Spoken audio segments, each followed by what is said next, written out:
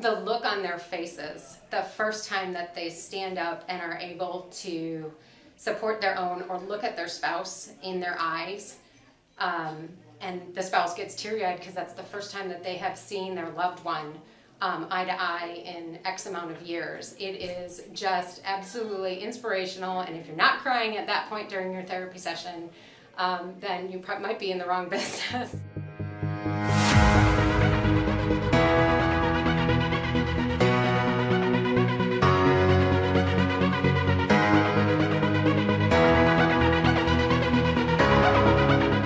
I feel overjoyed seeing my clients reach their goals almost on a daily basis.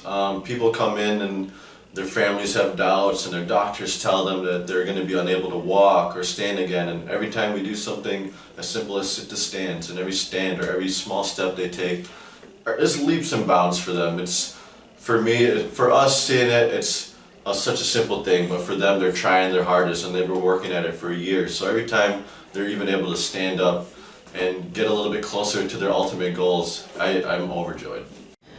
You feel, okay, wow, that's a tough question. It's very emotional in the sense that it tugs at your heart, because you see this person that was walking, going to college, dating, driving a car, living a life, let's say, of a 23-year-old. They have a devastating accident, and they're in a wheelchair, and they're 23, and they had to drop out of school, and they lost all their friends, and their self-confidence and self-esteem just goes down the tubes. So what you get back from that, because then all of a sudden you change their lives, that they now are going back to school, and now that they are starting to socially go out and date, what you get from that is just so much, what's the word I'm looking for? So much gratitude back, but you feel like you've made a purpose in life. When doing this, you learn that it's not money, it's not the house you live in, it's not the people you hang out with, it's what you give back. And it's truly and honestly, you truly give back when you do this job. So I have a wonderful client. He is, I think, in his 60s. Super wonderful guy. Came in, he had suffered from an aneurysm and 2 strokes. When he came in, he had a very difficult time with motor planning, so being able to think about picking something up and then being able to think and let it go. So his most difficult thing was that, as far as OT goes. So when we did one of our tests called the box and blocks test, he was able to pick up the block and put it over the barrier, and you couldn't let it go. And you couldn't let it go for the whole entire minute of the test. And so he said, I want to be able to do that, because if I can do that, I can pick up and let go of everything else. I said, that's right, like your fork, or your knife, or your cup, or your pants, whatever it may be, you need to have that ability to let it go so you can continue and finish whatever activity you're doing.